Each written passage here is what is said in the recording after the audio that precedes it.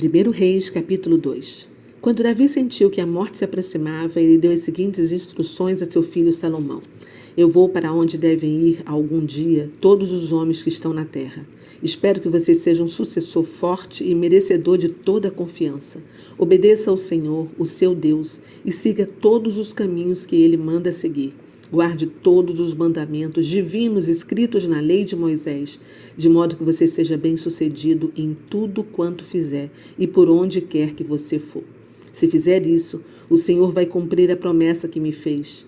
Se os seus descendentes andarem corretamente e forem fiéis a mim de todo o coração e de toda a alma, sempre haverá um descendente no trono de Israel.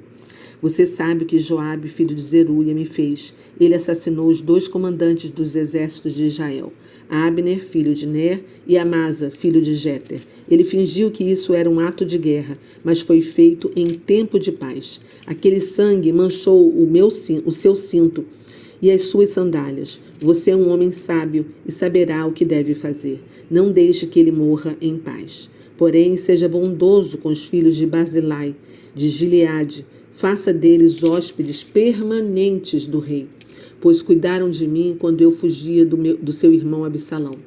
Você se lembra de Simei, filho de Gera, o benjamita de Baurim?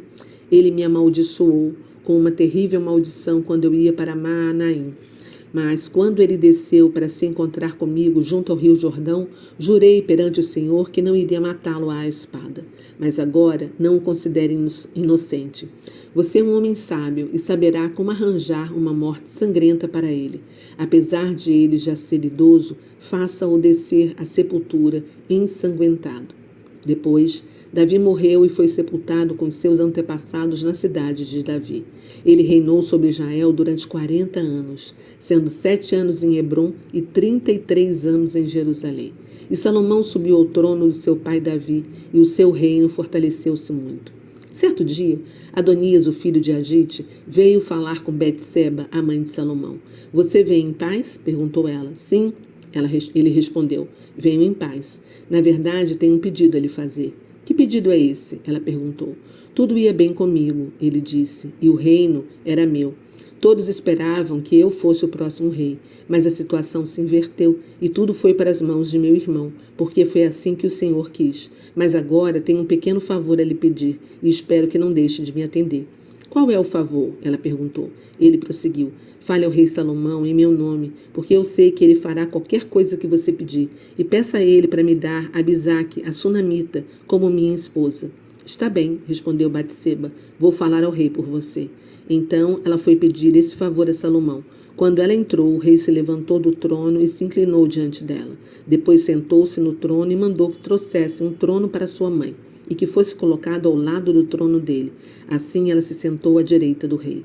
Tenho um pequeno pedido a lhe fazer, disse ela. Espero que não negue o que vou lhe pedir. O rei respondeu, faça o pedido, minha mãe. Você sabe que eu não lhe recuso nada. Então ela disse, então permita que o seu irmão Adonias se case com Abisaque. Por que a senhora pede a sunamita Abisaque para Adonias? Se eu desse Abisaque a ele, estaria dando a ele o reino também, pois ele é meu irmão mais velho. Ele, o sacerdote Abiatar e o comandante Joabe tomariam conta de tudo. Então o rei Salomão jurou pelo Senhor que Deus me castigue com a morte se Adonias não morrer hoje mesmo por causa deste plano que ele tramou contra mim. Juro pelo nome do Senhor que me deu o trono de meu pai Davi e este reino que me prometeu a mim e aos meus descendentes, que hoje ainda Adonias será morto.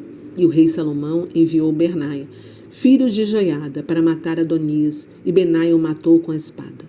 Depois o rei disse ao sacerdote Abiatar, volte para as suas terras em Anatote. Você deveria morrer também, mas não vou matar você hoje, porque você carregou a arca do Senhor Deus durante o reinado de meu pai e sofreu junto com ele em todos os momentos difíceis da vida dele. Então, Salomão obrigou Abiatar a abandonar o sacerdócio do Senhor, cumprindo dessa maneira a profecia do Senhor em Siló, com referência aos filhos de Eli. Quando Joabe, que havia tomado parte da conspiração de Adonias, porém não da de Absalão, ouviu falar da morte de Adonias, ele correu para o tabernáculo e se agarrou às pontas do altar. Quando a notícia chegou ao rei Salomão de que Joabe tinha se refugiado no tabernáculo do Senhor e estava ao lado do altar, ele enviou Benaia, filho de Joiada, com a ordem: vá matá-lo. Então, Benaia foi ao tabernáculo do Senhor e disse a Joabe: o rei ordena que você saia. Não, replicou ele, vou morrer aqui. Então Benaia voltou à presença do rei para receber novas instruções. Faça como ele diz, respondeu o rei. Mate Joabe ao lado do altar e faça o enterro dele. Assim você retirará de mim e da família do meu pai a culpa do sangue inocente que Joabe derramou. Então o Senhor fará Joabe pessoalmente responsável pelo sangue que derramou ao matar 2 homens mais justos do que ele. Pois o meu pai não teve parte na morte de Abner, filho de Ner, comandante do exército de Israel, nem na morte de Amasa, filho de Jéter, comandante do exército de Judá.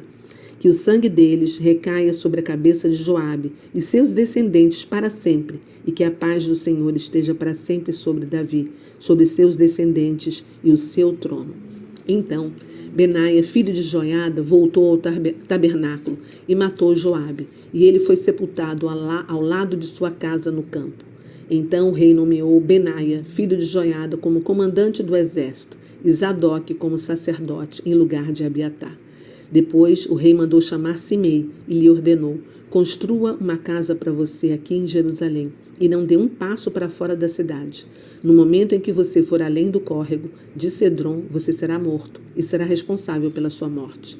Simei respondeu ao rei: a ordem do meu senhor, o rei, é boa. O seu servo obedecerá. E Simei morou em Jerusalém durante longo tempo. Porém, 3 anos mais tarde, 2 dos escravos de Simei fugiram e foram para a casa de Aquis, rei de Gate. Quando Simei ouviu dizer que seus escravos estavam em Gate, selou um jumento e foi a Gate falar com o rei Aquis para encontrar os seus escravos e os levou de volta para Jerusalém.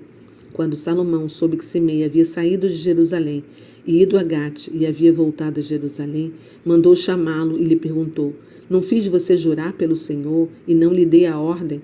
No dia em que sair para outro lugar, saiba que você morrerá?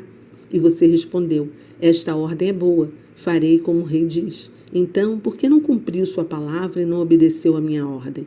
E que dizer sobre todas as coisas mais que você fez a meu pai, o rei Davi?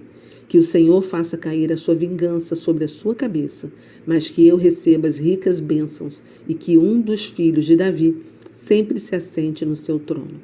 Então, por ordem do rei, Benaia, filho de Joiada, levou Simei para fora e o matou. Assim ficou consolidado o domínio de Salomão sobre o reino.